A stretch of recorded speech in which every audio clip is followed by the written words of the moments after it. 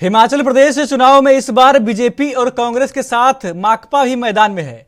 वह हिमाचल चुनाव में माकपा की क्या रणनीति है, इस पर एएनबी न्यूज से माकपा उम्मीदवार हौतम सिंह ने खास बातचीत की। देखिए। नमस्कार, स्वागत है आपका हिमाचल के महासंग्राम में और मैं हूं आपके साथ चंद्रशेखर त्रिशूल। यूं तो हिमाचल में भगवा की सरकार है और भगवा झंडे का रंग बुलंद है, लेकिन इन्हीं में से लाल रंग लगातार कोशिश कर रहा है मजबूत होने की। और ठियोग में अभी तक माकपा का एक विधायक था भी, लेकिन इस बार फिर चुनाव हो रहे हैं और चुनाव में कुल्लू, आनी, ठियोग और शिमला 4 जगह से माकपा चुनाव लड़ रही है। और हम इस समय मौजूद हैं कुल्लू में, जहां से हमारे साथ हौतम सिंह, जो कि माकपा के कैंडिडेट हैं, महेश्वर सिंह के पर्चा वापस लेने के बाद एक टर्निंग पॉइंट कुल्लू की राजनीति में है। वो टर्निंग पॉइंट है हौतम सिंह।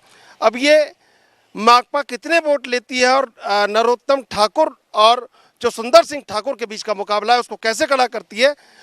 हौतम सिंह जी, टर्निंग पॉइंट माना जा रहा है, माकपा के चुनाव लड़ने को कैसे देखते हैं? सबसे पहले आपका स्वागत है। ये जो टर्निंग पॉइंट की बात की आपने, हम और हमारी पार्टी हमेशा जनता के मुद्दे को उठाती है और इसलिए इस बारी भी मुख्य मुद्दा हमारे हिमाचल प्रदेश के अंदर हम 11 जगह पे चुनाव लड़ रहे हैं। और सबसे बड़ा है जो हमारी कृषि है और जो सेब की खेती होती है सबसे ज़्यादा, जिसकी 5,000 करोड़ आर्थिकी है, जो उससे सरकार को भी फायदा है, उसको बचाने की लड़ाई हम लगातार लड़ रहे हैं। और दूसरी बात है, हिमाचल प्रदेश के अंदर जो टूरिज़्म का जो विकास की बात है, वो कहीं विकास नहीं दिख रहा, उसकी बात है। तीसरी बात है जो ज़मीन से जुड़ी है, जो 4 लाइन, जिस 4 लाइन से आप आए हैं, आज 4 4 लाइन हिमाचल प्रदेश के अंदर है। भूमि अधिग्रहण कानून 2013 के तहत पिछली भाजपा सरकार ने अपने घोषणा पत्र में लिखा था कि हम आएंगे तो 4 गुना मुआवजा देंगे, लेकिन सरकार अब का समय खत्म हो गया है और किसानों को जो प्रभावित हुआ है उसको ठगा गया है। और उसकी लड़ाई जो है हमारी पार्टी लगातार लड़ रही है, क्योंकि कानून ने कहा है 2013 ने, जिसकी भी ज़मीन लगेगी उसको 4 गुना मुआवजा दिया जाएगा। इन मुद्दों को लेकर इसके साथ हिमाचल प्रदेश के साथ और जिला कुल्लू के अंदर जहाँ भी आप जन सेवाओं की बात करेंगे, स्वास्थ्य के क्षेत्र में, हॉस्पिटल में डॉक्टरों की कमी हमेशा रही है, जहाँ पे आम लोगों का जो इलाज होता है। दूसरी बात है शिक्षा का, सरकार बोल रही है कि हमने शिक्षा का बड़ा विकास किया। आज भी जिला कुल्लू के अंदर 173 स्कूल है जो प्राथमिक शिक्षा प्राप्त करते बच्चे, उनमें मात्र एक अध्यापक है। और उन बच्चों का क्या होगा जो गरीब के बच्चे उस सरकारी स्कूल में पढ़ते हैं। शिक्षा की हालत खराब है, स्वास्थ्य की खराब हालत है। और जो तीसरी बात है, भाजपा सरकार कहती रही है कि हमने हर घर में नल दिए हैं, लेकिन आज भी आपने देखा होगा, दौरा किया होगा, कई जगह पे हमारे कुल्लू के अंदर वो सिर्फ नल लगे हैं, जल नहीं है। इस तरह की बात जो है सरकार कर रही है, ये है। लेकिन आपने कहावत सुनी होगी कि अकेला चना भाड़ नहीं फोड़ सकता। अब ठियोग से एक ही विधायक था अभी तक आपका जयराम सरकार में।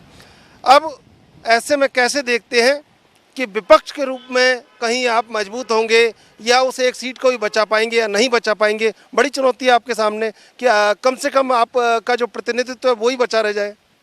देखिए, जिस तरह आपने कहा कि केला चन्ना बाहर नहीं फोड़ सकता, ये साबित हो गया पिछली 5 सालों में। एक एमएलए जो सही मायने में किसान मजदूर की बात विधानसभा के अंदर उठाता है, कर्मचारियों की पेंशन की बात उठाता है, जन सेवाओं के मुद्दे की बात उठाता है, मुद्दे उठाते हुए बाहर सड़कों पे भी लड़ता है।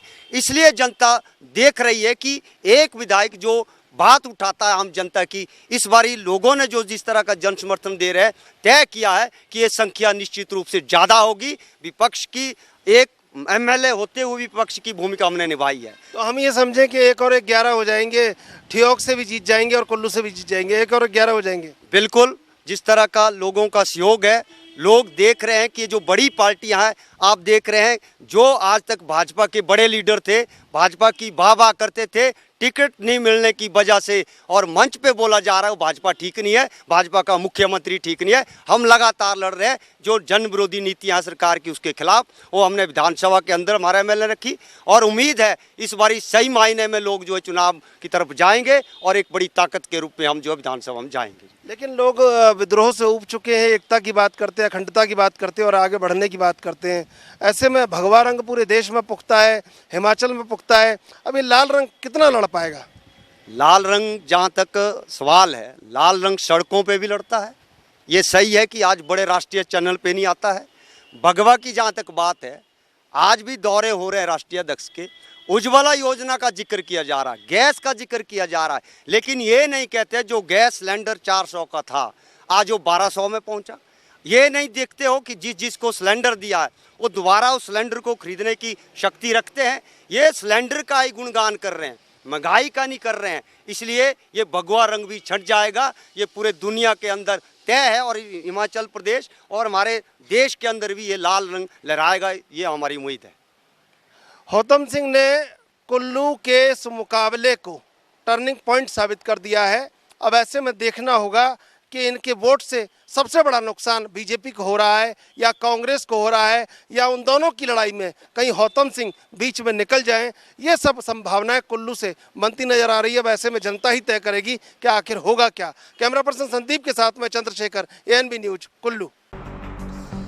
तो आपको बता दें कि हिमाचल चुनाव में इस बार मुकाबला त्रिकोणीय होता दिख रहा है। जिस प्रकार से आम आदमी पार्टी अपनी दावेदारी पेश कर रही है, उससे यह लगता है कि कहीं ना कहीं कांग्रेस को और बीजेपी को पूरी तरीके से ना सही लेकिन आम आदमी पार्टी कहीं ना कहीं टक्कर देगी। दूसरी तरफ आपको बता दें कि माकपा भी चुनावी मैदान में उतर आई है। उसका साफ कहना है कि हम कहीं ना कहीं विपक्ष के तौर पर मजबूती के साथ सामना करेंगे, चाहे पार्टी बीजेपी हो या कांग्रेस हो या आम आदमी पार्टी हो। लेकिन अब माकपा कितना खरा उतरेगी यह वक्त ही बताएगा। फिलहाल आज प्रियंका गांधी हिमाचल में है, रैली पे रैली कर रही, जनसभा को संबोधित कर रही हैं। उन्होंने एक खास बयान दिया था जनता के बीच। उन्होंने कहा कि जिस प्रकार से आपने सरकार बदलने का जो सिलसिला जारी रखा है, 5 साल बीजेपी को, 5 साल कांग्रेस को, वह आप जारी रखिए। कहीं ना कहीं जो नेता हैं वह जमीनी स्तर पर इससे कुछ ना कुछ सीखते हैं। लेकिन यह हास्यास्पद भी हो जाता है कि जिस प्रकार से प्रियंका गांधी का यह बयान देना कि आप जो सिलसिला है एक सरकार बदलने का जारी रखो, तो कहीं ना कहीं अपने आप को कटघरे में खड़ा करती दिख रही हैं प्रियंका गांधी। क्योंकि इस प्रकार का बयानबाजी करना, इस प्रकार का बयान देना जनता के बीच कहीं ना कहीं जनता के बीच एक अलग ही मैसेज देता है कि अगर बीजेपी ने कोई काम गलत किया है, अगर विकास के काम सही से नहीं किए हैं, तो जाहिर सी बात है इसका मतलब कांग्रेस ने भी कुछ नहीं किया है। ये एक बड़ा मैसेज जनता के बीच जाएगा। लेकिन अब देखना होगा कि हिमाचल की जो जनता है इनके इस बयान से क्या कुछ सीखती है और वह क्या कदम उठाती है। क्या फिर से कांग्रेस की सरकार बनाएगी या मिशन रिपीट बीजेपी फिर से करेगी, ये तो वक्त ही बताएगा।